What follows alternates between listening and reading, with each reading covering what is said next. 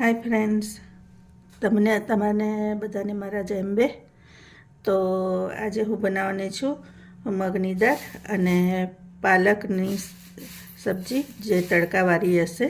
તો તમે 3 વ્યક્તિ હોય ધારો કે, તો તમારે 3 મુઠ્ઠી મોટા મોટા આવી રીતે ભરી અને મગની દાળ લઈ લેવાની. એ માપ પ્રમાણે બનાવો ને તો પરફેક્ટ થાય.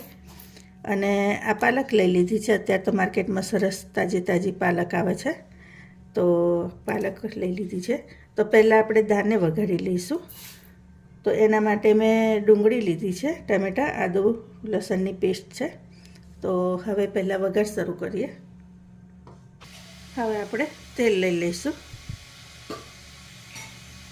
તો અત્યારે તેલ આપણે ઓછું એડ કરવાનું, કારણ કે ઉપરથી તડકો કરવાના ને, તો તેલ વધારે જુએ. એટલે તેલ ગરમ થાય એટલે આપણે 1 ચમચી જીરું એડ કરી દેવાનું.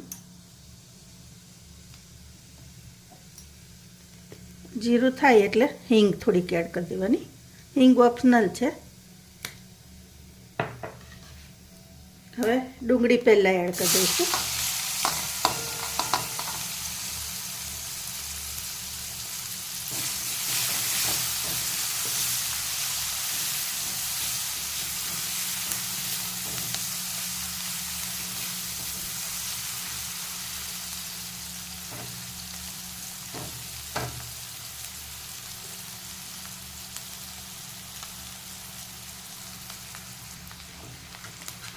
હવે ડુંગળી થવા આવે એટલે આપણે ટામેટાં એડ કરી દેવાના.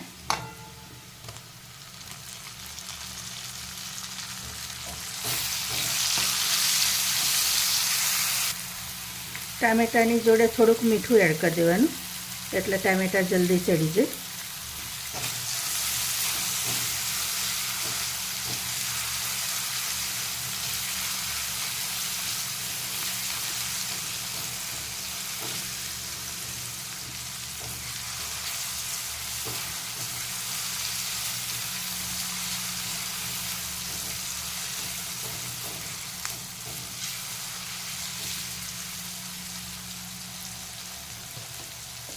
હવે ટામેટાં થવા આવે એટલે આપણે આદુ લસણ મરચાં નાખી દઈશું.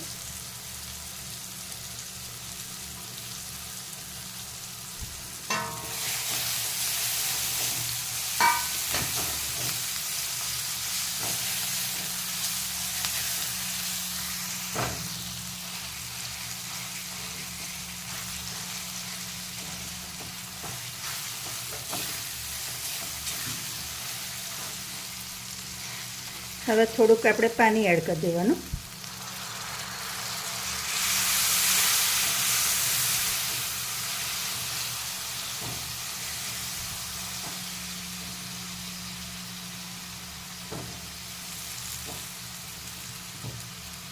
હવે આપણે એના નોર્મલ મસાલા તૈયાર કરી દઈશું. હળદર,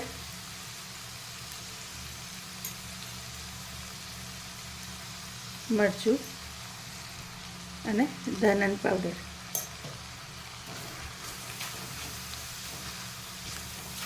હવે આટલું એડ કરી અને આપણે દાળ એડ કરી દેવાની.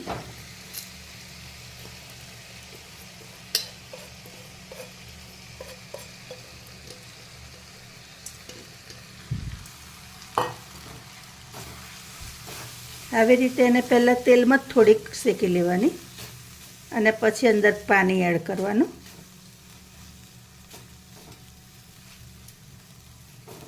હવે પાણી એડ કરી દઈશું થોડુંક આપણે.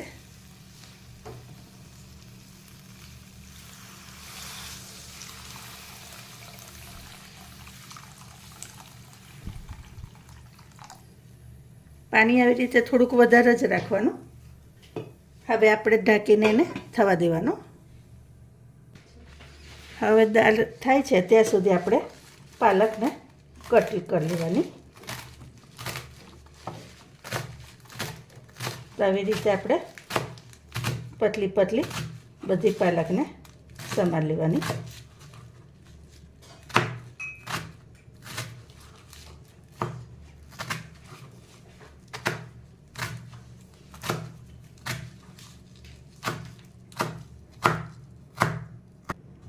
તો જો બધી આવી રીતે પતલી પાલક આપણે બધી જ કાપી લઈશું. હવે આપણે દાળની ભાગનું મીઠું એડ કરી દેવાનું. તો તમારે તમારા ટેસ્ટ પ્રમાણે મીઠું એડ કરી દેવાનું અને એને હજી થવા દેવાનું. જો હજી દાળ આખી છે, થચડી નહીં.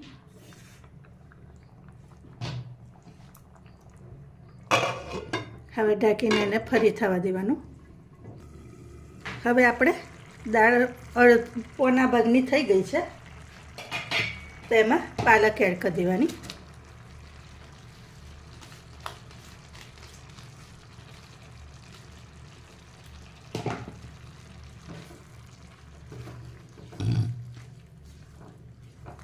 પાલકનું માપ તમે તમને કેટલી જોઈએ છે એના બેઝ પર રાખવાની. પણ દાળ કરતાં થોડીક પાલક વધારે હોય ને તો વધારે સારું લાગે. હવે પાલક ઓગળી જાય ત્યાં સુધી આપણે એને થવા દેવાનું. હવે ફ્રેન્ડ્સ, પાલકના ભાગનું મીઠું પણ આપણે એડ કરી દેવાનું. આમાં થોડુંક મીઠું ઓછું જ રાખવાનું, કારણ કે પાલક ખારી હોય એટલે એમાં પણ મીઠું આવે જ. હવે ઉપરથી આપણે હવે તડકો ચાલુ કરી દઈએ. તો મેં તેલ લઈ લીધું છે. હવે તેલ થઈ ગયું છે, તો પહેલાં ગરમ મસાલો એડ કરી દઈશ. અને આ કલરવાળું મરચું છે એ એડ કરી દેવાનું.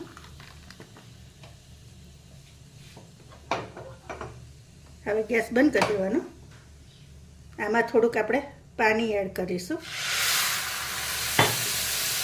અને આવી રીતે ઉપર એડ કરી દેવાનું.